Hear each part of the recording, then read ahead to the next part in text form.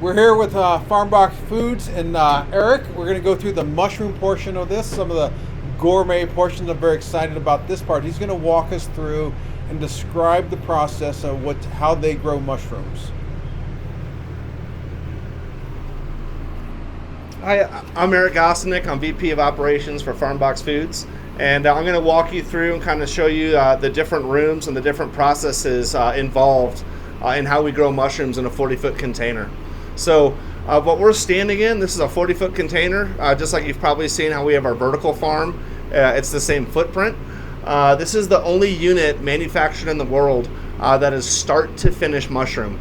And what I mean by that is that the process starts here with mixing the batch for the mushrooms to grow in through the fruiting chamber. So I'll give you a quick kind of a 50,000 foot tour of the unit and how it works. Great, looking forward to it. Perfect. So real quick, so everything starts in this red machine right here. This is our batch mixer. Mushrooms need two things to grow. It needs a protein and it needs a fiber. So we're putting soybean hulls in here along with a wood fiber. This mixes it up. We had water in there as well. And then it kicks the substrate into these unicorn bags right here. So there's a chute right here. We kick the pedal. It drops in about 8 pounds of substrate into this bag right here. So the next step is right behind me. This is our steam cabinet.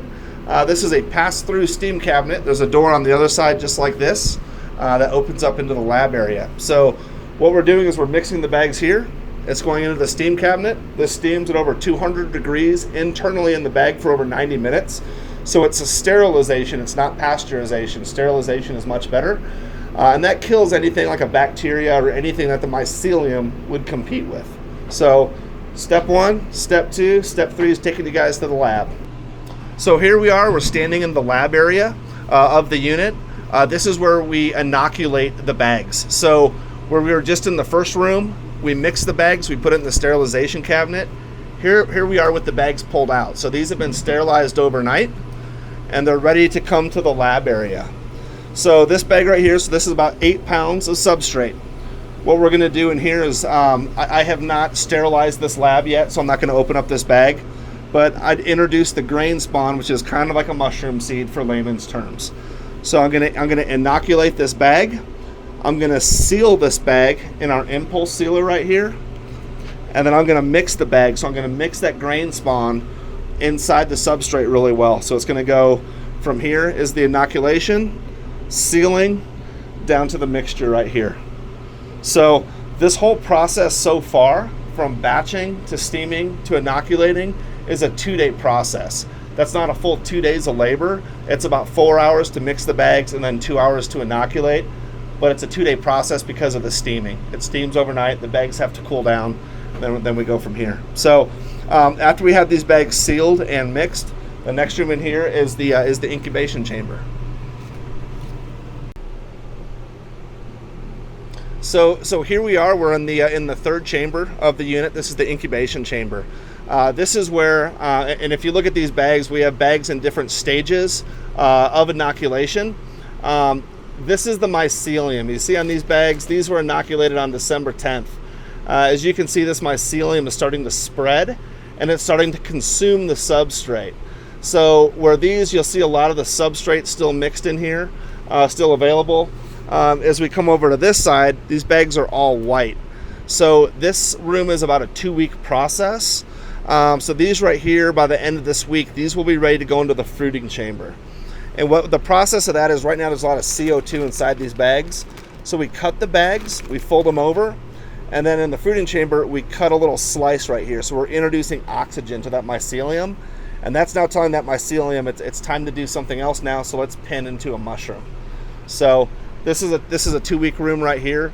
This unit can do on average of 400 to 450 pounds of mushrooms a week.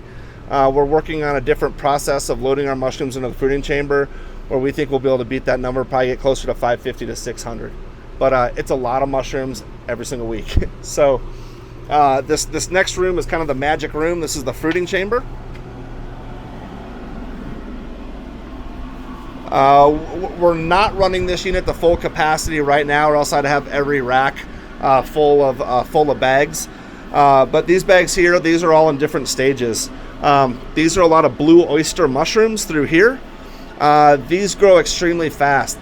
These will be ready to be harvested probably either by Friday or Monday at the latest. So it grows really quickly. When these start pinning, so we have a little bit of pinning going on in these bags here. They're going to go from this size right here, which looks like almost nothing, to this in about a day and a half. And this right here will need to be harvested. On average, it's about 2.5 to 3 pounds of mushrooms per block. So these grow super fast. So, but this is the fruiting chamber. It runs off of a misting system, and it just creates the perfect atmosphere for these mushrooms to grow 24/7. So it's a lot of fun if you like mushrooms. Fascinating process you have here. So when we started at the start, you said how long from the very start when you mixed the bags to a finished product? From starting to walking out the door is about a 1 month process. So the first 2 stages of the batch mixing and then the inoculation is about a 2-day process, but it sits in the incubation chamber for about 2 weeks and then into the fruiting chamber here for about 2 weeks. So about 1 month total. Well, nice. Very good. Yep. I mean, some great economies of scale here too. So, and you're basically reproducing what everybody does in the soil, correct? Yeah, basically what happens in nature. But we're just, we're basically recreating what happens in nature, but we're creating that perfect environment so that it's constant. There's foraging in Colorado for mushrooms is a big hobby. There's a lot of clubs that go out there and do it. They label where they find their mushrooms at 7,000 feet. I found these here. What's funny about these clubs is they're always marking like, hey, is this edible? Like, well, everything's edible once, right? Depends if you can eat it again a second time. And so all these are edible and gourmet. It's just that we create that perfect environment for these to continually grow. So the qualities there, how many types of mushrooms can you produce? We've tested about 10 different species of mushrooms at the same time. It just depends on the growth parameter. If the growth parameter can party with another mushroom, then absolutely we can do that. There's some processes that take a little bit longer with like a reishi mushroom. Reishis, for instance, they can grow in the incubation chamber under the same parameters, but those don't make it into the fruiting chamber. Those grow within the bag. Oh, nice. So there's a lot of different variances, but like a blue oyster can grow with a lot of other different oyster varieties, king trumpet varieties. It just depends on kind of what your business model is, how many varieties do you want to offer, do you want to specialize in just a few. What's nice about the blue oysters is that it's a heavy mushroom, they grow really fast. So when restaurants want a standing order of 30 to 40 pounds a week, you can do that with a blue oyster. If I were to grow just entirely like a chestnut mushroom in here, chestnuts do not weigh as much, so you're not going to get that yield out of there. But blue oysters, they grow like weeds. Great. Well, thanks for taking it on this tour. It's pretty amazing. I love the technology you guys are doing here, so I'm looking forward to telling the world about it. Well, let's send some mushrooms home with you too, so you can cook them up at home and tell us what you think of them. I certainly will. Thanks.